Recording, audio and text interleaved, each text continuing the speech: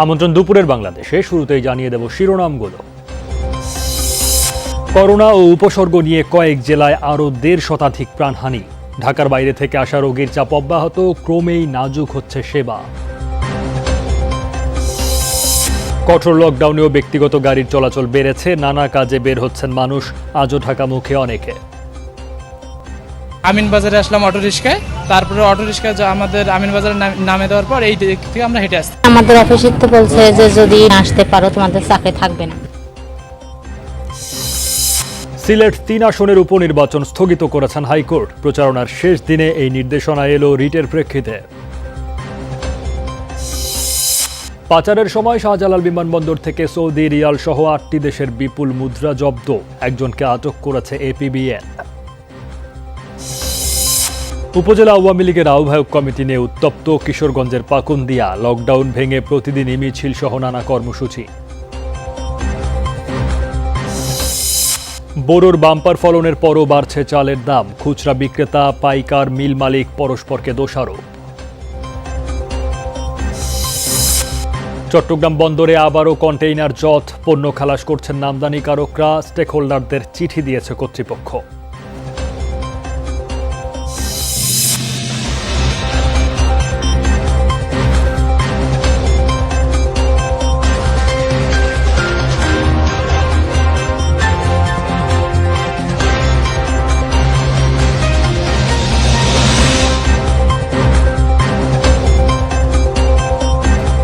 দেখছিলেন শিরোনামগুলো। এছাড়াও দেশ বিদেশের আরও খবর নিয়ে দুপুরের বাংলাদেশে আপনাদের সাথে আছি আমি সৌমিত্র শুভ্র।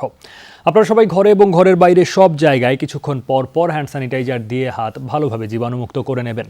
এবারে জানাবো বিস্তারিত খবর। করোনায় মৃত্যুর মিছিল আরও দীর্ঘ হচ্ছে। গত ২৪ ঘন্টায় করোনা ও উপসর্গ নিয়ে বিভিন্ন জেলায় এখন পর্যন্ত ১৫৯ জনের মৃত্যু হয়েছে। গেল ২৪ ঘন্টায় রাজশাহী মেডিকেল কলেজ হাসপাতালে প্রাণ গেছে আরও ১৭ জনের। এর মধ্যে করোনায় ৮ এবং ৯ জন উপসর্গ নিয়ে মারা গেছেন। বরিশাল শেরেবাংলা মেডিকেল কলেজ হাসপাতালে মারা গেছেন আরও ১৬ জন। কুষ্টিয়ায় মৃত্যু হয়েছে ১২ জনের, তাদের মধ্যে ১১ জনই করোনায়, একজন উপসর্গ নিয়ে মৃত্যুবরণ করেছেন। আরও ১৫ জনের প্রাণ গেছে কুমিল্লায়। খুলনায় বিশেষায়িত হাসপাতালে মারা গেছেন ১৮ জন। বগুড়ায় ১৭ এবং ময়মনসিংহ মেডিকেলে ২৩ জনের মৃত্যু হয়েছে। এছাড়া সিলেটে রেকর্ড ১৪, ঠাকুরগাঁওয়ে ৩, ফরিদপুরে ৮, যশোরে ১০, নেত্রকোনায় ৪ জনের মৃত্যু হয়েছে। এদিকে বাড়ছে শনাক্তের হারও। সেই সাথে হাসপাতালে রোগীর চাপ অব্যাহত আছে, সেবা দিতে হিমশিম অবস্থা।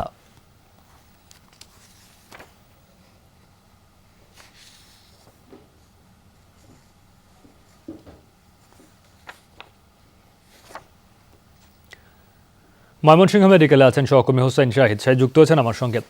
শাহিদ, মৃত্যু তো বেড়েই চলেছে ময়মনসিংহ মেডিকেলে, হাসপাতালে চিকিৎসা সেবার কি অবস্থা?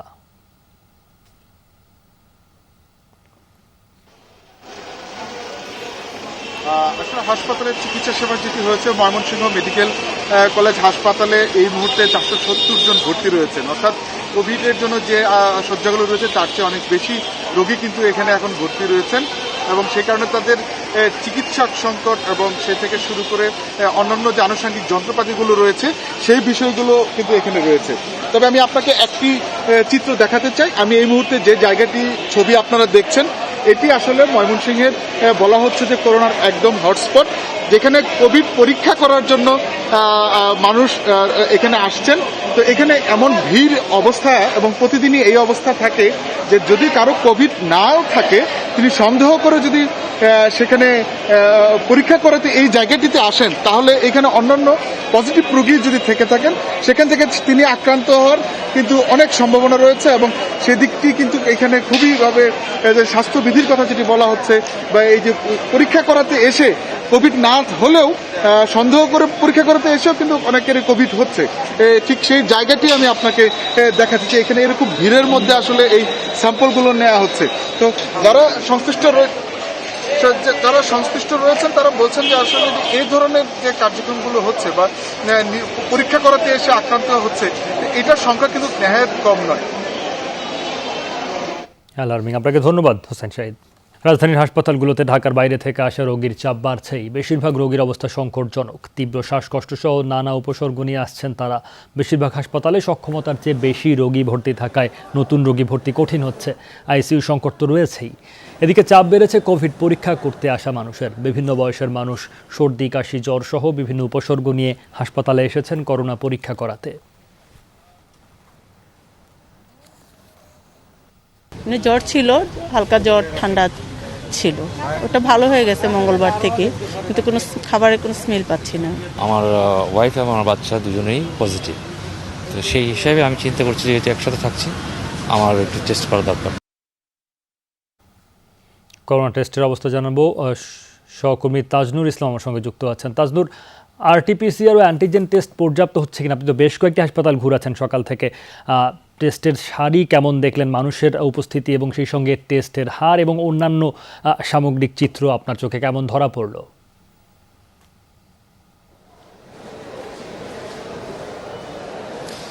সৌমিত্র, দেখুন, পরীক্ষার বিষয়ে আসলে কয়েক ধরনের প্রতিবন্ধকতা আমি আসলে 3-4টি হাসপাতালে আসলে লক্ষ্য করেছি। এখন যদিও বেলা গড়িয়ে দুপুর হয়েছে, এখন আসলে সারি লম্বা আসলে দেখার কোনো সুযোগ নেই, কারণ বেলা 12টার মধ্যেই আসলে পরীক্ষা করতে যারা এসেছিলেন তারা আসলে পরীক্ষা করিয়ে নমুনা দিয়ে আসলে চলে গেছেন। যারা কিনা অ্যান্টিজেন টেস্ট করিয়েছেন তারা ফলাফল নিয়ে তারপরে তারা বাসায় ফিরেছেন, কিংবা যারা আরটিপিসিআর ল্যাবে নমুনা দিয়েছেন তারা আসলে নমুনা দিয়ে তারপরে ফিরে গিয়েছেন। নমুনা দেওয়ার ক্ষেত্রে এবং এই পরীক্ষা করানোর ক্ষেত্রে কয়েকটি বিষয় সৌমিত্র আপনাকে একটু জানিয়ে রাখি যে আগে থেকে অনলাইনে রেজিস্ট্রেশনের মাধ্যমে যারা আসছেন কিংবা আগে থেকে ফোন কলের মাধ্যমে সিরিয়াল নিয়ে যারা আসছেন, তো সেই ক্ষেত্রে কয়েকটি বিষয় লক্ষ্য করা হচ্ছে। প্রত্যেকটি হাসপাতালে আসলে একটি নির্দিষ্ট কোটা বা একটি নির্দিষ্ট সংখ্যা আসলে আগে থেকেই নির্ধারণ করা থাকে। সেটা যেমন হতে পারে যে 100 কিংবা 150। এর বাইরে আসলে তারা নতুন কেউ আসলে যে তার নমুনা তারা সংগ্রহ করবে কিংবা পরীক্ষা করবে সেই সুযোগটি আসলে নেই, যার ফলে ভোগান্তিতে পড়ছেন সেই সমস্ত মানুষ যারা কিনা অনলাইনের ব্যাপারে এত বেশি অভিজ্ঞ না, কিংবা যারা কিনা এই তথ্যটি হয়তো জানেন না যে আগে থেকে আসলে অনলাইনে কিংবা টেলিফোন কলের মাধ্যমে তাদের আসলে নিবন্ধন প্রক্রিয়াটির কাজ আগে থেকেই সম্পন্ন করতে হবে। এর ফলে যে বিষয়টি হচ্ছে যে আসলে পরীক্ষা পর্যাপ্ত হচ্ছে কিনা সেই প্রশ্নটি কিন্তু রয়ে যাচ্ছে সৌমিত্র।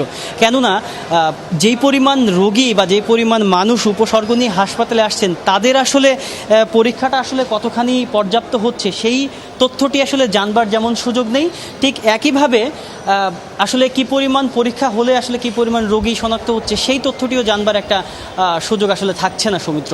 এই ছিল সার্বিক চিত্র সোহরাওয়ার্দী মেডিকেল থেকে। তাজনুর, ধন্যবাদ তাজনুর আপনাকে। টিকা কার্যক্রম আরও জোরদার করার নির্দেশ দিয়েছেন প্রধানমন্ত্রী। মন্ত্রিসভার বৈঠক শেষে এই তথ্য জানিয়েছেন স্বাস্থ্যমন্ত্রী জাহিদ মালেক। মন্ত্রী জানান, সারা দেশের ওয়ার্ড ও ইউনিয়ন পর্যায়ে টিকা কার্যক্রম শুরু করতে নির্দেশ দিয়েছেন প্রধানমন্ত্রী। গ্রামের বয়স্ক মানুষকে টিকার আওতায় আনারও নির্দেশনা দিয়েছেন তিনি। জাহিদ মালেক জানান, ডাক্তার, নার্সরা অনেকে ক্লান্ত। চিকিৎসা সেবা অব্যাহত রাখতে ভাইবা ছাড়াই দ্রুত 4000 ডাক্তার ও 4000 নার্স নিয়োগ দেওয়া হবে। মন্ত্রী বলেন, জনগণ লকডাউন মানছে না, যা দুঃখজনক। লকডাউন না মানলে হাসপাতালে জায়গা হবে না। জনসনের 7 কোটি ডোজ ভ্যাকসিন আগামী বছরের দ্বিতীয় ভাগে আসবে বলেও জানান স্বাস্থ্যমন্ত্রী। মাননীয় প্রধানমন্ত্রী নির্দেশনা দিয়েছেন যে ভ্যাকসিনেশন কার্যক্রমটা জোরদার করা এবং ভ্যাকসিনেশন কার্যক্রমটা জানি ওয়ার্ডে থেকে শুরু হয়ে যায়। ওয়ার্ডে যে সমস্ত বয়স্ক লোকরা আছে সেই বয়স্ক লোকদেরকে ভ্যাকসিনেট করার ব্যবস্থা করা।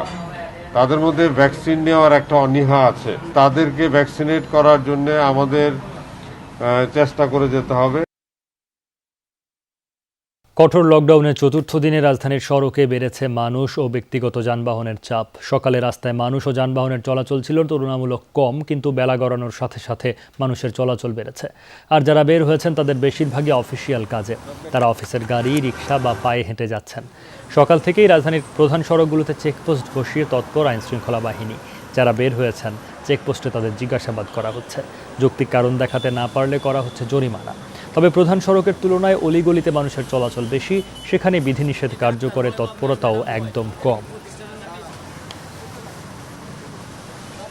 করোনার ভ্যাকসিন দেওয়ার জন্য বনানীতে একজন লোক নিয়ে আসছে আর কি। আমিন বাজারে আসলাম অটো রিক্সায়, তারপরে অটো রিক্সায় আমাদের আমিন বাজারে নামে দেওয়ার পর এই দিক থেকে আমরা হেঁটে আসতেছি। কালকেই আমাদের আসার কথা, কিন্তু এই গাড়ি না পাওয়ার কারণে আজকে আসছে। এখন যদি আজকেও আসতে না পারি তাহলে আমার চাকরিটা চলে যাবে। যেহেতু এখন সরকারি অফিস খোলা, এই কারণে দেখা যাচ্ছে যে লোকজনের প্রেশার বেশি।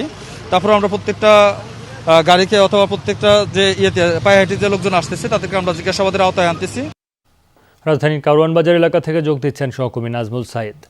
সাইদ, প্রধান সড়কে মানুষের চলাচল কম হলেও অলিগলিতে জটলা থাকে। আপনি কি দেখলেন সকাল থেকে ঘুরে, আর এখনকার কারওয়ান বাজার এবং এর আশপাশের সড়কগুলোর কি অবস্থা?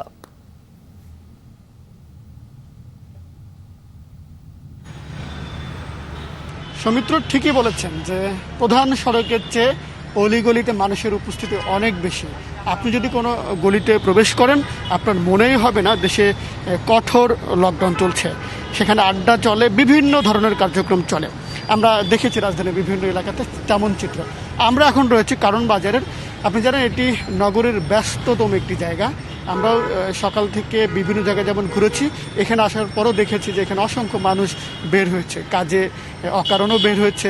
আইন শৃঙ্খলা বাহিনীর তৎপরতা আমরা দেখেছি। আপনি নিশ্চয় দেখছেন যে আজকে লকডাউনের 4র্থ দিন অনেক মানুষ, অনেকের সাথে কথা বলে যেটা আমরা বুঝতে পেরেছি বা জানতে পেরেছি, তারা বলছেন যে তারা কাজেই বের হয়েছেন, তাদের অফিস খোলা রয়েছে, কর্মস্থল খোলা থাকার কারণে তাদের আসতে হয়েছে। যদিও সরকারের পক্ষ থেকে কিন্তু বারবার বলা হয়েছে এবারের যে লকডাউন সেটি সর্বাত্মক কঠোর লকডাউন করা হচ্ছে, সব ধরনের অফিস আদালত বন্ধ থাকবে। কিন্তু আমরা আসলে তেমনটি দেখিনি। যাদের সাথে কথা বলেছি তারা অনেক ক্ষেত্রে আমাদের সাথে ক্ষোভ প্রকাশ করেছেন যে তাদের কর্মস্থলে যেতে হবে। অফিস থেকে এইভাবে বলা হয়েছে যদি কর্মস্থলে না আসা হয় তাদের চাকরিটা থাকবে না, এমন আশঙ্কায় তারা কর্মস্থলে যাচ্ছেন।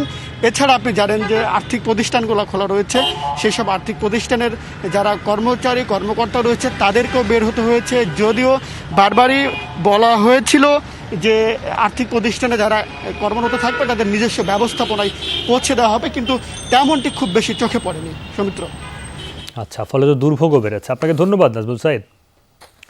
দেশের প্রধান দুই ঘাটে আজও ঢাকামুখী মানুষের চাপ আছে, সেখানে উপেক্ষিত লকডাউনের বিধিনিষেধ।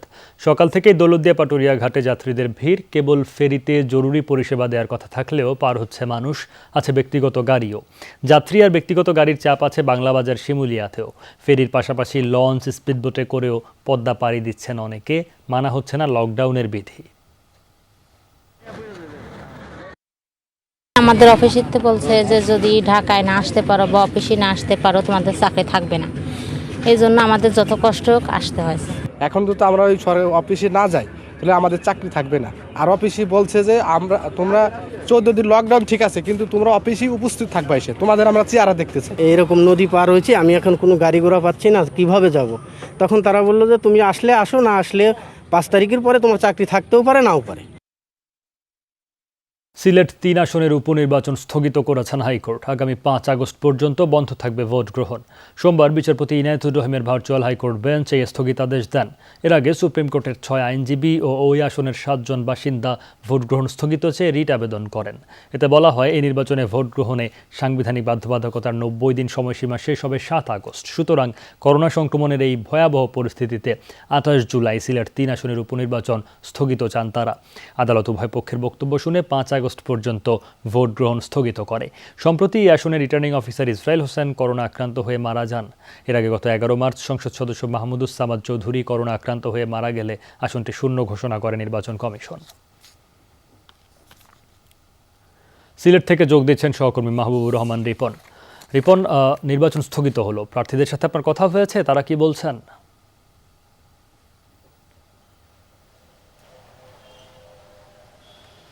সৌমিত্র, আসলে এই নির্বাচন নিয়ে তো শুরু থেকেই কথা বলা হচ্ছিল, কারণ করোনা মহামারীর সময় আজও আপনি একটি তথ্য জানিয়ে দিতে চাই যে আজও কিন্তু সিলেট বিভাগে 14 জন মারা গেছে এই করোনায় আক্রান্ত হয়ে। এটি আজকেই মানে এই গত বছর এবং এই বছরের মধ্যে সর্বোচ্চ মৃত্যু বলা চলে। এবং এই মুহূর্তে যেসব বিষয় নিয়ে আলোচনা হচ্ছিল যে এই করোনার এই এমন উচ্চ সংক্রমণ হার যখন আছে সিলেটের, সেই সময় এই নির্বাচন নিয়ে আসলে নানা ধরনের প্রতিক্রিয়া ছিল। এবং গত পরশুদিনই সিইসি কিন্তু সিলেট সফর করেছেন, হেলিকপ্টার যোগে সিলেটে এসেছিলেন। তিনিও এই বিষয়টি বলতে চাইছেন যে সাংবিধানিক বাধ্যবাধকতার কারণে তাকে এই নির্বাচনটি এই সময়ের মধ্যে করতেই হবে। একটি কথা বলে রাখি যে 15 মার্চ কিন্তু এই আসনটি শূন্য ঘোষণা করেছিল।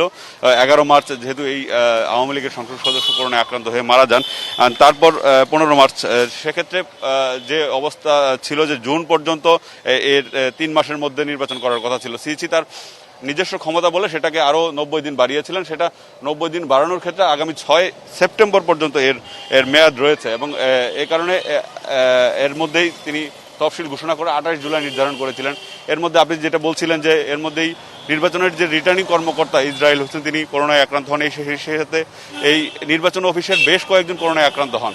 তারপর রিটার্নিং অফিসারকে পরিবর্তন করে জেলা প্রশাসককে রিটার্নিং অফিসারের দায়িত্ব দেওয়া হয় এবং এই নিয়ে কিন্তু প্রতিক্রিয়া চলছিল। এই মুহূর্তে প্রার্থীদের সাথে কথা বলেছেন, তারাও যেটা বলতে চাইছেন তাদের প্রস্তুতি ইতিমধ্যে শেষ হয়েছিল, তারা আসলে নির্বাচনের জন্যই অপেক্ষা করছিলেন। এখন যেহেতু আদালতের নির্দেশনা সেটা তাদের মানতেই হবে।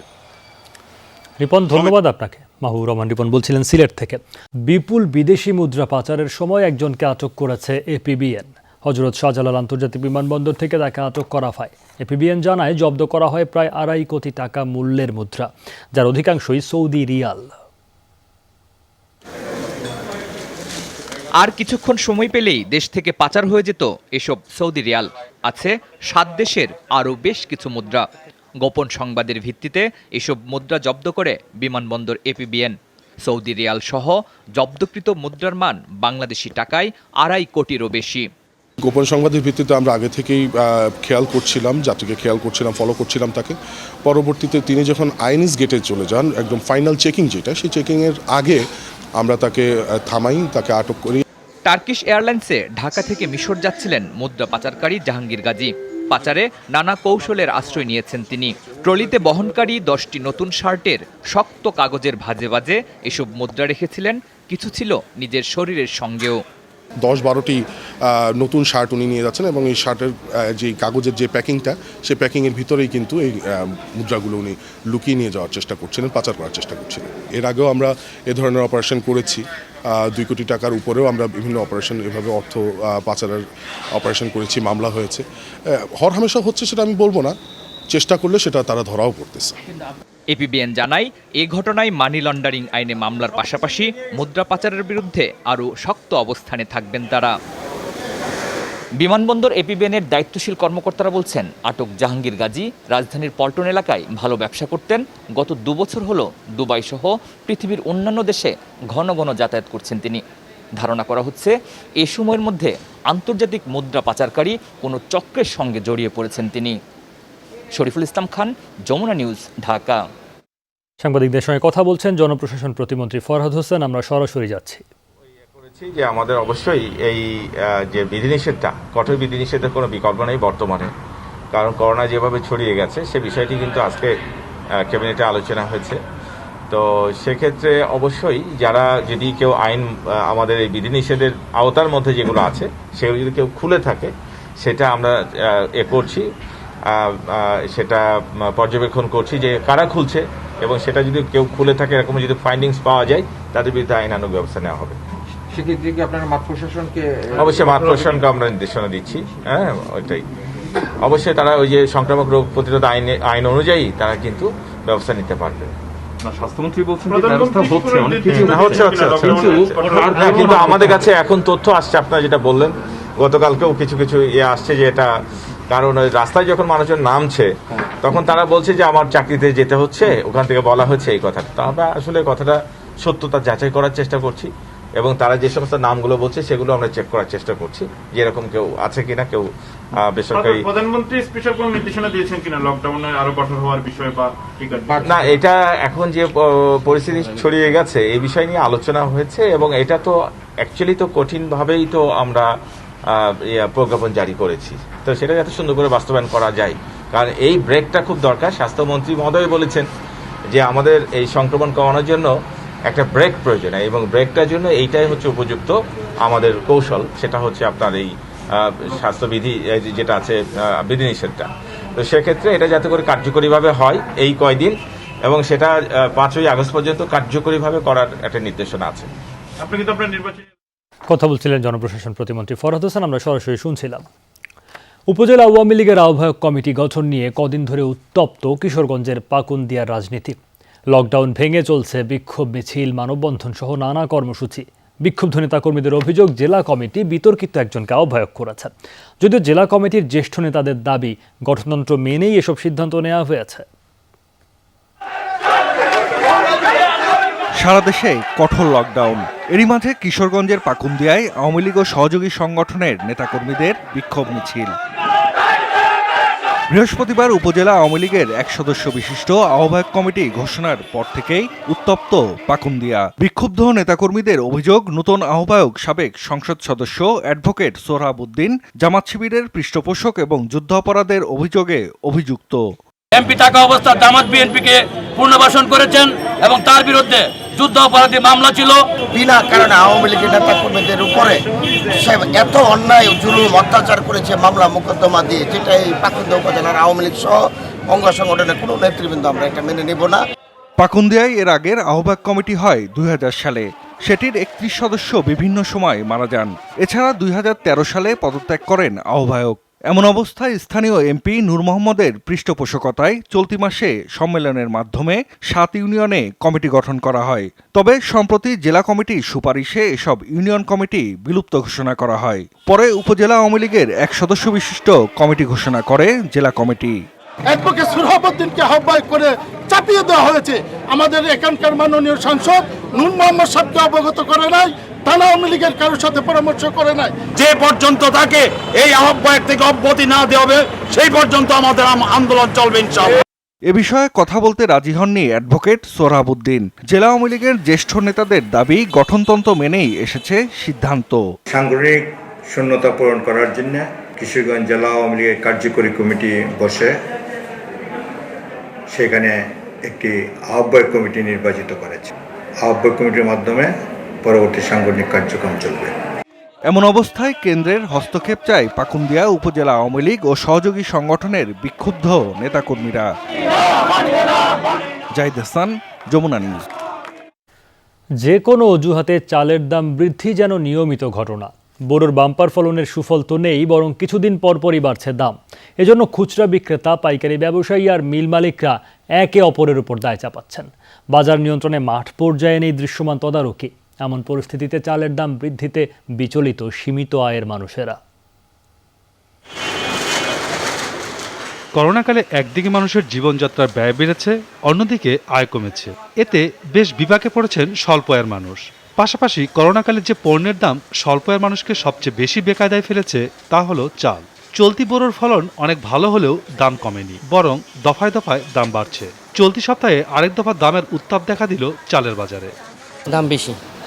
দাম বেশি প্রায় 4-5 টাকা 4 টাকা বেশি কেজিতে। 50 কেজি বস্তায় দেখা গেছে আপনার 200-250 টাকা বাড়তি। এখন অন্য অন্য পণ্যের দামও বাড়তি, এই জন্য এখন আমাদের হিমশিম খেতে হচ্ছে আর কি।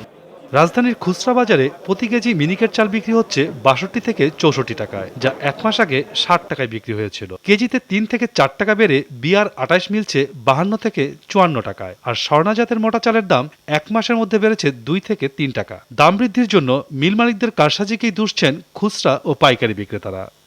দাম বাড়ায় দিতে দেরি করে না, সিন্ডিকেট করে চালের দাম বাড়াইতে সময় লাগে না। তারা বলতেছে ধানের দাম বেশি বিধায় চালের দাম বেশি। তবে এই কতটুক সত্য, কিন্তু এটা সরকার এটা যাচাই করলে তো মূল আসলে সত্যটা কি এটা বেরিয়ে আসে। মিল গেটে দাম বাড়েনি এমন কথা বলছেন মিলাররা। তাদের অভিযোগ, মধ্যস্বত্বভোগী ধান মজুত কারবারিদের দৌরাত্মে অস্থির হচ্ছে চালের বাজার। তাদের বিরুদ্ধে ব্যবস্থা গ্রহণের দাবি মিল মালিকদের।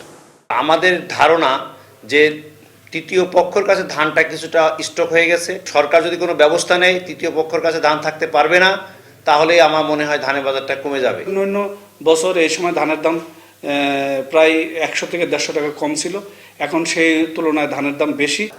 সংকট কাটাতে আমদানির মাধ্যমে সরবরাহ বৃদ্ধির পরামর্শ দিচ্ছেন ব্যবসায়ীরা। এলচি চাল এখন কিন্তু বন্ধ, যখন এলচি খুলে দেবে তখন বাড়বে না, বরঞ্চ আরও আমাদের দেশি যে চাল আছে এগুলোর দাম কম। এলসি চালু করে দেয় তখন ধানের বাজারটা কিন্তু বাড়ি খাবে, আর তখনই কিন্তু ধানের বাজার কমবে এবং চাউলের বাজার কমবে। ট্রেডিং কর্পোরেশন অব বাংলাদেশ টিসিবির তথ্য বলছে, বিভিন্ন জাতের মোটা, চিকন ও মাঝারি চালের দাম 1 মাসের ব্যবধানে 2 থেকে 3% বেড়েছে। খাদ্য মন্ত্রণালয়ের তথ্য মতে বর্তমানে সরকারি গুদামে মাত্র 7 লাখ টন চাল মজুদ আছে। মাসুদুজ্জামান রবিন, যমুনা নিউজ, ঢাকা। 65 দিনে নিষেধাজ্ঞা শেষ হওয়ার পর ইলিশ ধরার ধুম পড়েছে। চট্টগ্রামের সাগর উপকূলে ধরা পড়ছে ঝাঁকে ঝাঁকে ইলিশ। হাসি ফুটেছে জেলেদের মুখে। তবে বৈরী আবহাওয়ার কারণে গভীর সমুদ্রে যেতে পারছেন না তারা। ফলে ধরা পড়া ইলিশের আকার কিছুটা ছোট। এ যেন ইলিশের উৎসব। কর্ণফুলী নদী লাগোয়া এই আড়তগুলোতে এক একটি ট্রাক আসতেই ঘিরে ধরছেন সবাই, ধুম পড়ছে কেনাবেচায়। সাগরে মাছ ধরার নিষেধাজ্ঞা গেল শনিবার শেষ হওয়ার পর থেকেই চট্টগ্রামের ফিশারি ঘাটের চিত্র এমন। ঝাঁকে ঝাঁকে ধরা পড়া রূপালী ইলিশে হাসি ফিরেছে জেলে বাওয়ালি সবার মধ্যেই। 65 দিন বদ্ধ ছিল, এখন খুব আনন্দ। আমাদের মালিক মাছ ছিল না এতদিন, আমরা খুব বেকার ছিলাম। লিচু অনেকদিন পরে লিচু আসছে বাজারে, দেখতে ভালো, ধরতে ভালো। তবে বৈরী আবহাওয়ার কারণে এখনো গভীর সাগরে যেতে পারেননি জেলেরা। মূলত কুতুবদিয়া, সেন্ট মার্টিন, সন্দ্বীপ, হাতিয়া উপকূলে যা পাচ্ছেন তা নিয়েই ফিরছেন এই ফিশারি ঘাটে। কোনো জাইলের মন মতো হয় না, যেমন দেখা গেছে 2-3 হাজার মাছ পাইলে বা 5-7 হাজার মাছ পাইলে পোষায়। ব্যাকে তো আশাবাদী আমরা, আশায় তো আমার জন্ম যায়। এখন তো মনে হয় সমুদ্রে বেশি অবস্থা খারাপ চলতেছে, সেই জন্য বোটগুলো চলে আসতেছে, বুঝলেন না, মাছ সামনে মাছ পাবে। এই ঘাট থেকে ইলিশ কিনে দেশের নানা প্রান্তে সরবরাহ করছেন পাইকাররা। ছোট এবং মাঝারি আকারের ইলিশ বিক্রি হচ্ছে মন প্রতি 15 থেকে 18 হাজার টাকা পর্যন্ত। আমরা অকশন নিলামে কিনে এবারে এগুলা গাড়ি করে আবার আমরা কক্সিট করে ছোট ছোট কক্সিট করে আবার বিভিন্ন ডিস্ট্রিক্টে ভাড়াই দিই। আগামী 2-4-5-10 দিন পরে এগুলো বড় বড় আসবে, এগুলো আমাকে ছোট মাদিলে 7 মাছ। বর্তমানে ধরা পড়া এক একটি ইলিশের ওজন 500 থেকে 800 গ্রাম। সপ্তাহখানেক পরে আরও বড় এবং বেশি পরিমাণে ইলিশ ধরা পড়বে বলে আশা জেলেদের। এখনো ওয়েদার খারাপ, আরও বেশি মাছ পাবো, আরও দাম কমে যাবে ইনশাল্লাহ। এবছর মাছ বেশি হবে, বন্ধ থাকাতে ভালো হয়েছে। কাঁচা আছে যে ছোট মাছ, বড় মাছ হলে গভীর সমুদ্রে যেতে হবে, ধরা পড়ছে। মৎস্য বিভাগের তথ্য মতে চলতি মৌসুমে ইলিশ উৎপাদনের লক্ষ্যমাত্রা প্রায় 25,000 মেট্রিক টন, যা গতবারের চেয়ে 5,000 মেট্রিক টন বেশি। আরিফুর রহমান সবুজ, যমুনা নিউজ, চট্টগ্রাম। চট্টগ্রাম বন্দরে আবার বাড়ছে কন্টেইনার জট। লকডাউনে কারখানা বন্ধ, ফলে পণ্য খালাস করছেন না আমদানিকারকরা। এভাবে চললে কয়েকদিন পর অচলাবস্থা তৈরির শঙ্কা বন্দর কর্তৃপক্ষের। পণ্য দ্রুত খালাস করতে স্টেক হোল্ডারদের চিঠি দিয়েছে সংস্থাটি। ঈদের আগের দিনও চট্টগ্রাম বন্দরে কন্টেইনারের সংখ্যা ছিল 37,819টি। সপ্তাহখানেক না যেতেই এই সংখ্যা এখন ধারণ ক্ষমতা অর্থাৎ 49,000-এর কাছাকাছি। প্রতিদিন জাহাজ যোগে আসছে পণ্যবাহী আরও শত শত কন্টেইনার। ঈদের ছুটি, এরপরে লকডাউনের কারণে কারখানা বন্ধ, ফলে পণ্য খালাস করেননি আমদানিকারকরা। আরও কয়েকদিন এভাবে চলতে থাকলে ব্যাহত হবে বন্দরের কার্যক্রম।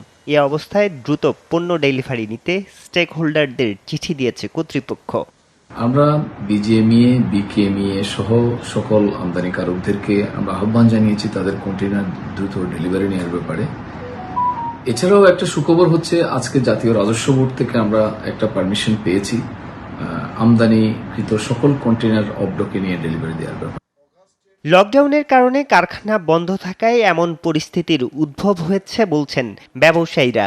এটা তো অটোমেটিক হবে না, এটা তো আমার কমার্শিয়াল টিম আছে, আমাদের সিএনএফ টিম আছে, আমাদের স্টোর আছে, আমাদের লেবার আছে, বুঝছেন।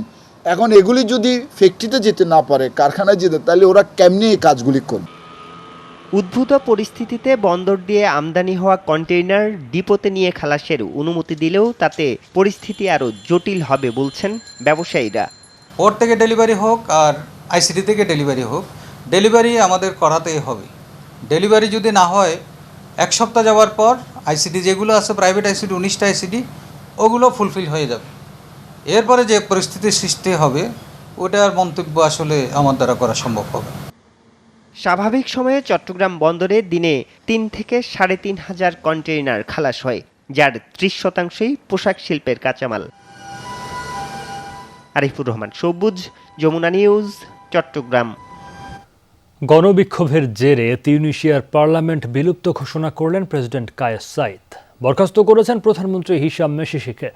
কোভিড নিয়ন্ত্রণে ব্যর্থতার অভিযোগে গত কয়েকদিন ধরে বিক্ষোভে উত্তাল দেশটি। প্রতিবাদ জানাতে রোববার রাজপথে নামে লাখো মানুষ। এদিন পুলিশের সাথে ব্যাপক সংঘর্ষ হয় আন্দোলনকারীদের। অস্থিরতার প্রেক্ষিতে নিরাপত্তা বিষয়ক জরুরি সভা ডাকেন প্রেসিডেন্ট কায়েস। রাতে রাষ্ট্রীয় টেলিভিশনে ঘোষণা দেন, সামাজিক স্থিতিশীলতা ফিরিয়ে আনার লক্ষ্যে দেশের নির্বাহী দায়িত্ব গ্রহণ করবেন তিনি। নতুন প্রধানমন্ত্রী নিয়োগের কথাও জানান। প্রেসিডেন্টের পদক্ষেপকে অভ্যুত্থান হিসেবে দেখছে বিরোধীরা। হারারেতে সিরিজ নির্ধারণী রান উৎসবের ম্যাচে রোমাঞ্চকর জয় পেল বাংলাদেশ। 5 উইকেটের জয়ে 2-1 ব্যবধানে সিরিজ জিতে নিল টাইগাররা। তৃতীয় ও শেষ টি-20তে 5 উইকেট 193 রানের পাহাড় গড়ে জিম্বাবুয়ে। জবাবে ম্যাচ আর সিরিজ সেরা সৌম্যর হাফ সেঞ্চুরি আর শামীম পাটোয়ারির ঝোড়ো ব্যাটিংয়ে 4 বল আগেই জয় পায় বাংলাদেশ। এতদিন কোথায় ছিল এই বারুদ? জিম্বাবুয়ের বিপক্ষে শেষ 2 ম্যাচে লোয়ার অর্ডারে মারকুটের শামীম পাটোয়ারিকে দেখে এমন প্রশ্ন করতেই পারেন টাইগার ভক্তরা। চাপের মাঝে 15 বলে ঝড়ো 31 রানের ইনিংসে শুধু নয়, 194 রানের কঠিন ম্যাচকে সহজ করে জিতিয়ে মাঠ ছাড়লেন এই তরুণ। অথচ 150 রানে চতুর্থ উইকেট হারিয়েছিল বাংলাদেশ। এমন পরিস্থিতিতে মাঠে নেমে চলে শামীমের তাণ্ডব। পঞ্চম উইকেটে অধিনায়ক মাহমুদুল্লাহকে সাথে নিয়ে 19 বলে গড়েন 37 রানের জুটি। রিয়াদ ফেরেন 34 করে। এর আগে মাত্র 3 রান করে ওপেনার নাইম ফিরলে চাপে পড়ে বাংলাদেশ। তবে দ্বিতীয় উইকেটে ইনিংস মেরামত করেন সৌম্য সাকিব।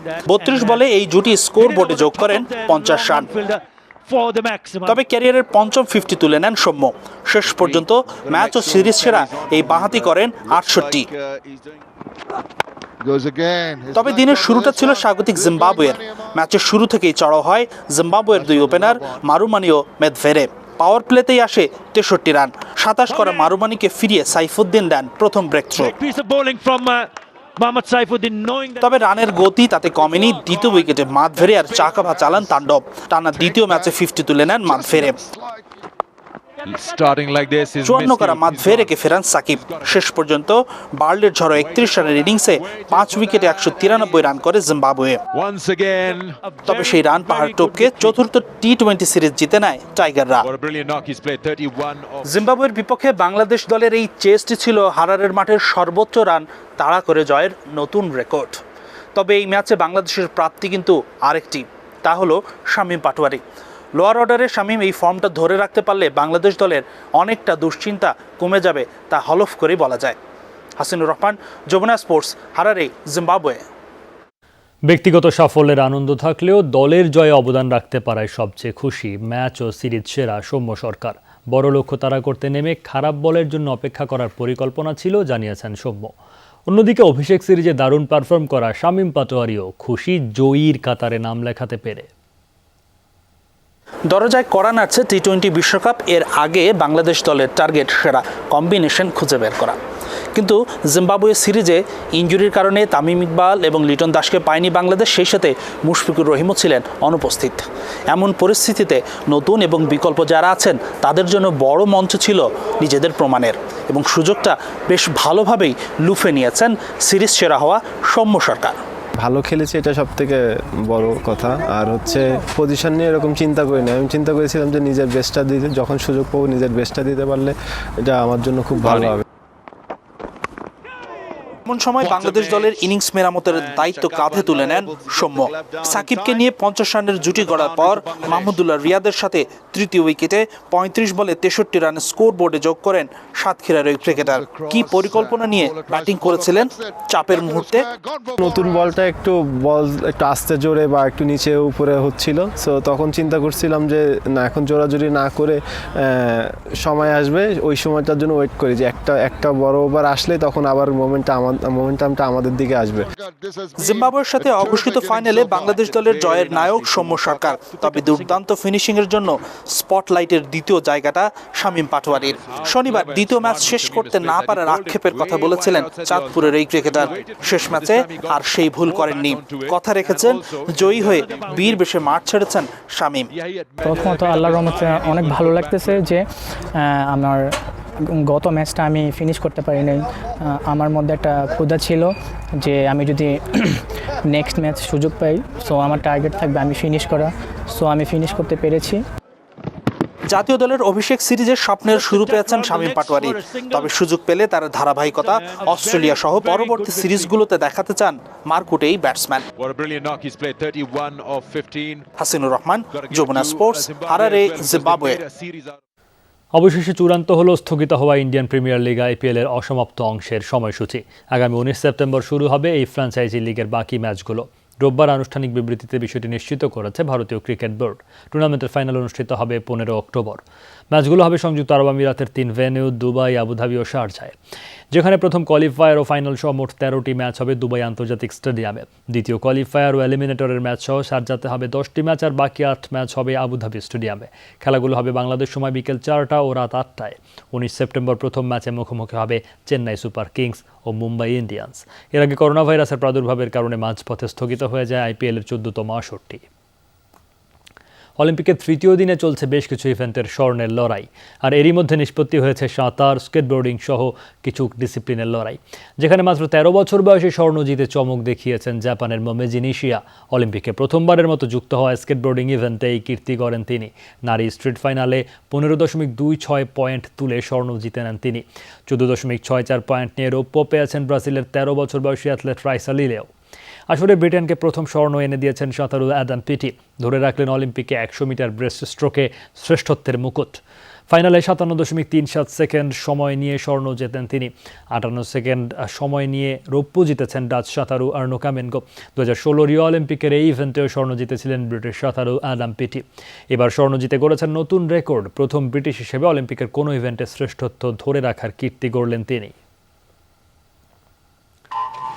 টোকিও অলিম্পিকে সাঁতার ইভেন্ট থেকেই প্রথম স্বর্ণের দেখা পেল কানাডা। নারী 100 মিটার বাটারফ্লাই ইভেন্টে স্বর্ণ জিতেছেন দেশটির মার্গারেট ম্যাকনেইল। সময় নিয়েছেন 55.59 সেকেন্ড। জমাট লড়াইয়ে 55.64 সেকেন্ড সময় নিয়ে রৌপ্য জিতেছেন চীনের ঝ্যাং উফেই। অলিম্পিকে এটি প্রথম পদক 21 বছর বয়সী ম্যাকনেইলের।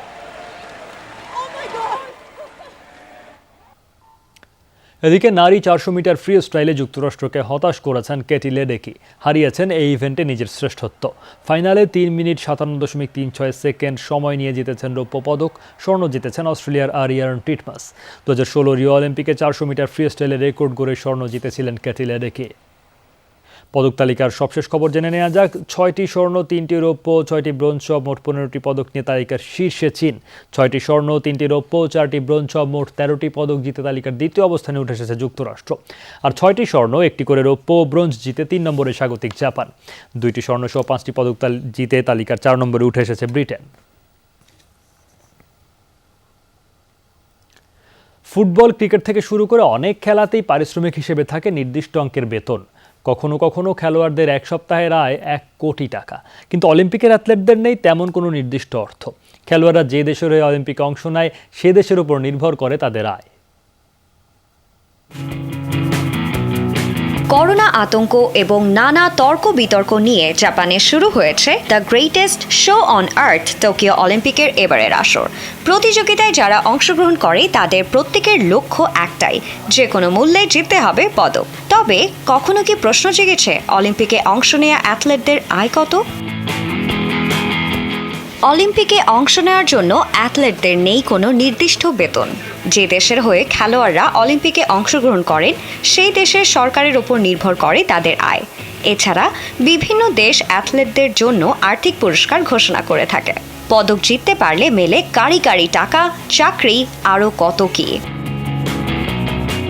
অলিম্পিকে অন্যতম সফল দেশ আমেরিকা। এবারের আসরে স্বর্ণপদক জয়ীরা পুরস্কার হিসেবে পাবেন 37,500 মার্কিন ডলার।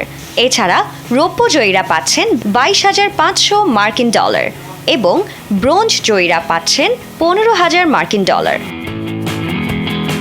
অপরদিকে সিঙ্গাপুর তাদের প্রত্যেক স্বর্ণজয়ী অ্যাথলেটদের জন্য $1 মিলিয়ন পুরস্কার দিয়ে থাকেন। ইন্দোনেশিয়া তাদের দেশের চ্যাম্পিয়ন প্রতিযোগীদের $7,50,000 দিয়ে থাকেন।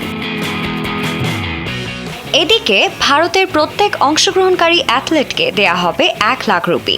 এর মাঝে স্বর্ণজয়ীরা পাবেন 75 লাখ রুপি, রৌপ্য জয়ীদের পুরস্কার 50 লাখ রুপি এবং ব্রোঞ্জ পদক জয়ীরা পাচ্ছেন 40 লাখ রুপি। তবে অলিম্পিকের এবারের আসরে মীরাবাইয়ের হাত ধরেই প্রথম পদক পেয়েছে ভারত, আর তাতেই কোটিপতি মীরাবাই। তাকে 1 কোটি রুপি আর্থিক পুরস্কার দিচ্ছে মণিপুর রাজ্য সরকার। সঞ্জনা আইভি, যমুনা স্পোর্টস।